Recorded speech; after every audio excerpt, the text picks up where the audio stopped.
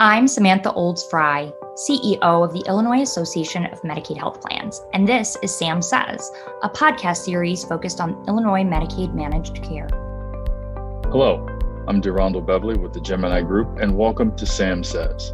On today's episode, we sit down with Dr. Daniel Corboy, Regional Vice President, Medical Director of Illinois Medicaid at Humana, to discuss the Medicaid Medicare Alignment Initiative, commonly referred to as MMAI, and care coordination in the context of MMAI. But first, let me welcome our host, the Sam in Sam Says, Samantha Olds-Fry, CEO of I'm Hip. Sam, how are you today? I'm great, Rondell. How are you? I am doing well. So let's jump right into it. We have a very special guest today. I'd like to now introduce Dr. Daniel Corboy, Regional Vice President, again, and Medical Director of Illinois Medicaid at Humana. Welcome, Dr. Corboy, to Sam Says. How are you today? I'm doing great. How are you? Doing well. We appreciate you being here, and we have a great conversation today, and we're excited to dive into today's discussion on MMAI and care coordination. But before we do, please lay the foundation for our listeners. What is the Medicaid Medicare Alignment Initiative? So the MMAI program is meant for dual eligibles. And what that means is that in order to be eligible to participate in the program, you have to have both Medicare and Medicaid. This program is unique to Illinois. I believe it's been around since 2014. And the intent in creating this program was to streamline care coordination and prevent fragmentation of care, which I think we can all recognize is pretty common in the U.S. healthcare delivery system. So that was really what they've been striving to do. Currently the footprint of the MMAI program is within Cook and the surrounding collar counties, so basically Chicago area, a little bit north, a little bit west, a little bit south. But as of July 1st, they're expanding the program for all counties in Illinois. So that's exciting, but also kind of scary because, as you can imagine, the density of population and the geography is markedly different in sort of southern Illinois, western Illinois. So I think all the managed care organizations who are participating in the dual demonstration project, or MMAI, again, are excited, but also trying to gear up to try to, ensure that, the same level of service that we've been providing in the current footprint will be able to do for the rest of Illinois members. And Dr. Corboy, thank you for really laying that foundation. As a policy wonk, why I love MMAI is that it really ties together the comprehensive benefits of Medicare and sort of that wraparound service of Medicaid to fully serve a member in a much more streamlined fashion. As somebody who had a family member who was dual eligible, without MMAI coordination, it's quite fragmented and it's quite confusing, and you're dealing with sort of the bureaucracy of agencies. Whereas maybe you have a Medicare Advantage plan and then you've got, the Medicaid component. Whereas when you have MMAI, it's this one entity to call, this one organization from a patient perspective that you're interacting with. But from a public policy perspective, what's nice is often the investment in sort of the Medicare benefits, the preventative care and pharmaceuticals. You're going to decrease costs on the Medicaid side around long-term care. And that doesn't happen naturally in sort of a government structure. Because Medicare is obviously federally fully supported and Medicaid supported 50% in Illinois by the state. So there's not necessarily sort of any incentive from either side to sort of invest in one program to save dollars on the other program. But when you put them into managed care and you have this dual demonstration program, it makes sense financially to sort of make that investment on the sort of acute and preventative healthcare side to avoid those long-term care costs. But you talked about this a little bit already, general characteristics of the population within MMAI. These are dually eligible members, so they are eligible for both Medicaid and Medicare. Can you talk a little bit more about sort of the characteristics and what that population looks like, and then why, especially for that population, the simplification within MMAI, allowing that population to better access their healthcare benefits, sort of the strength of that? Sure. Well, by virtue of it being a Medicare program, clearly it skews towards the elderly. And so, what that generally means is that you're dealing with a sicker population that has a lot of underlying comorbidities. Not to be too stereotypical, but this group also doesn't really embrace technology particularly well, and sort of the limitations of trying to navigate a complex health system can be challenging, for any individual, but certainly without the benefit of understanding, how to set up online appointments and things of that nature. And so it definitely is, by virtue of the individuals who comprise the program, it just has a lot more intensity of services than, for instance, a young, Medicaid recipient.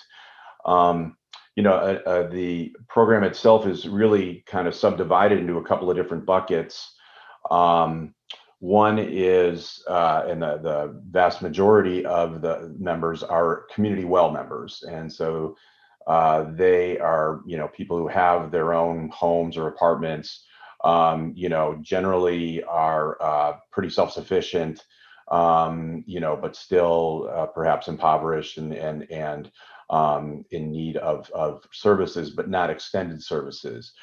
Another group is called the LTSS, which stands for the Long-Term Services and Supports Group. And these members, require some degree of extra services that, you might not consider medical, but certainly are beneficial in terms of their well-being. And, to be eligible for this population, you have to actually be a waiver, granted a waiver, which is something that is designed for certain categories of people. So for instance, there's a waiver for elderly, there's a waiver for disabled, a waiver for brain injured individuals. And so each one of these waivers kind of has certain services attached to them that would clearly benefit the individual. So things like homemaker services, there's group daycare services, adult daycare services, things of that nature. So again, while these might not be felt to be, traditionally medical services, they're definitely helpful for these individuals, and quite frankly, can prevent them from going into an institution like a long-term care facility. And the last group is the long-term care facility group, which unfortunately, really has no other recourse but to be in a facility. These people tend to be, the sickest population, have the most disability, and really require very intensive resources. Right. And to that end, Dr. Corboy, sort of how you talked about early on in that discussion of these are really our most vulnerable members throughout the Medicaid program in Illinois. Study after study finds that the healthcare costs of dual eligibles far exceeds the cost of other populations. And that makes sense. And if you think about it, and that these are our oldest members by and large, given that they're Medicare eligible, but they're also low income. And so that means oftentimes that they have had stressors on their life, throughout their life. They've had sort of potentially unmet healthcare needs, not just now, when they're 65 or older, but maybe when they're 50 or, what not. And so there tends to be sort of this cross section where there are more comorbidities, sort of more levels of complexity. And so that really highlights the the role of care coordination and why these members benefit so much from care coordination, because there is so much going on within sort of their healthcare needs. Can you talk a little bit about how care coordination, what care coordination looks like for this population? Sure. Well, care coordination can have a lot of different meanings, depending on the context, of course. But really, at the heart of it is identifying gaps in care and barriers to care, and then really trying to close those gaps and to overcome those barriers. Much of this is accomplished by having a health risk assessment performed by a care coordinator. And that's basically a series of questions that's asked to the individual where, they get a sense of what their, medical condition is, as well as just sort of what their daily activities are and any barriers they might face just during the course of their day. The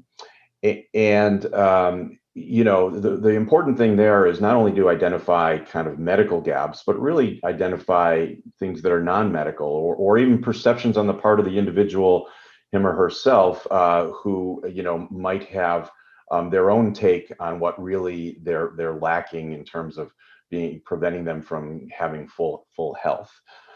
Sort of a good example of sort of a clinical gap in care. Let's just take a common condition like insulin-dependent diabetes.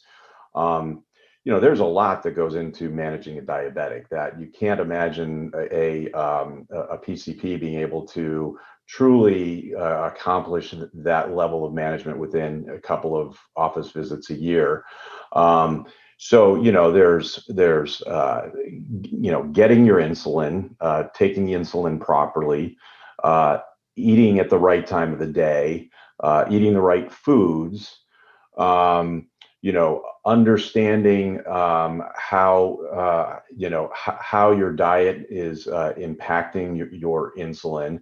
There's a lot that goes into an individual's understanding. And what our care coordinators will do is provide coaching to them so they can better understand their disease process.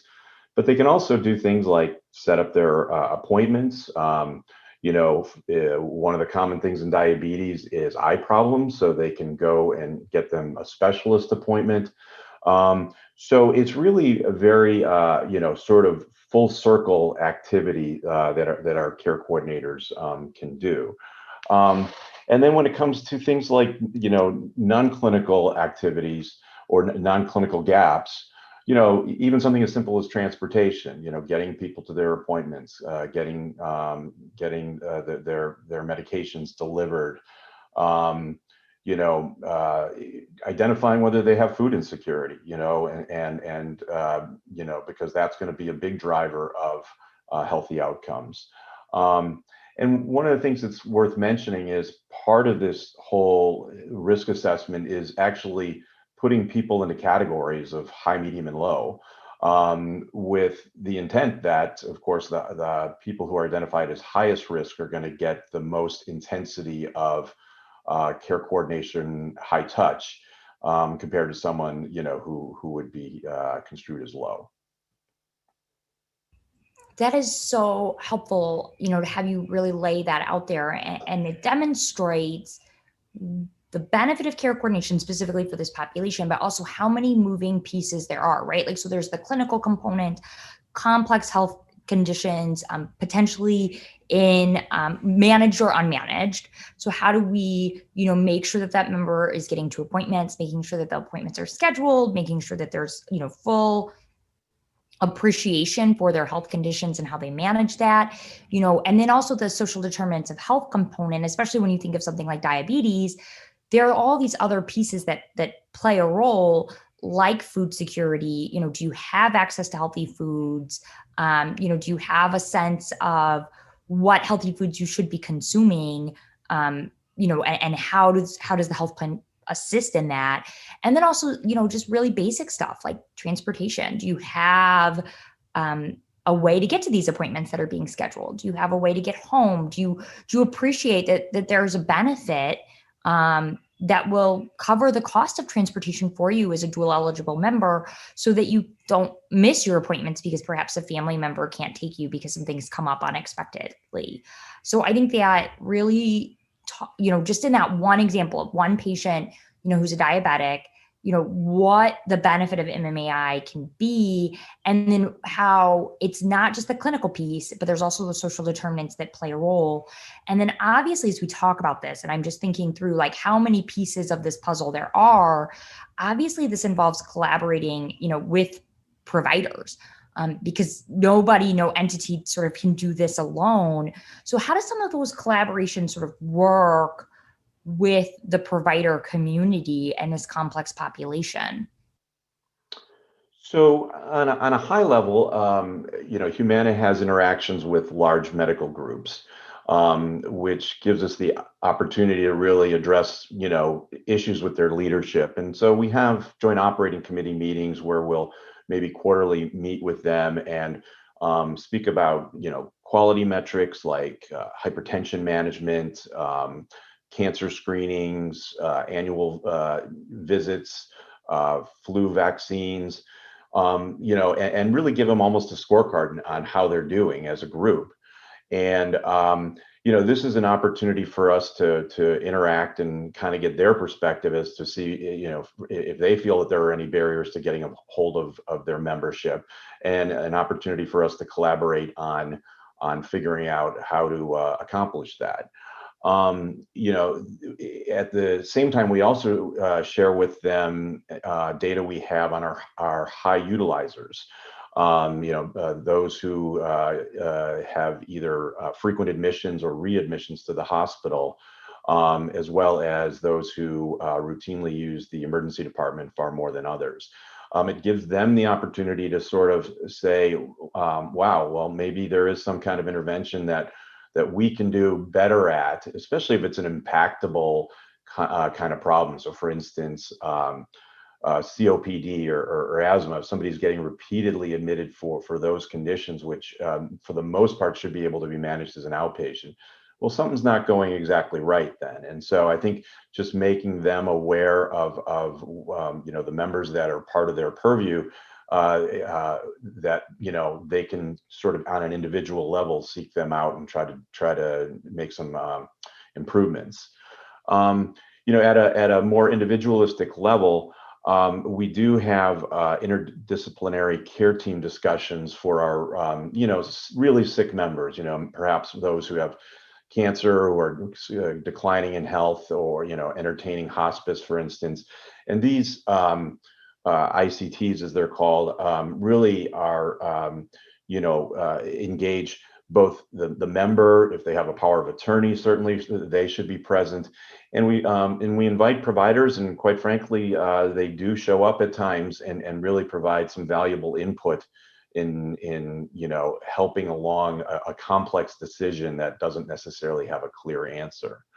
And probably one of the biggest things that we can do in our interactions with providers is transitions of care, which are notoriously challenging for stumbling blocks. And what I mean by that is, especially patients coming out of the hospital setting, who maybe want to return to their previous setting, but realistically that might not be the best scenario for them. So for instance, they might need to transition to a skilled nursing facility, even for a short period of time, or perhaps get some in-home equipment, such as oxygen or something like that, again, just to get them over the hump. And that's where I think care coordination really adds a lot, because we can ensure that those things really don't fall through the cracks. And what I absolutely, and what I love of sort of how you've highlighted that is that, there are several tools, several modes of coordination and collaboration. And it's really patient specific. It's sort of population specific and provider specific. What are the what are the patient population that providers are serving? Informing and empowering the provider community of these are the gaps in care.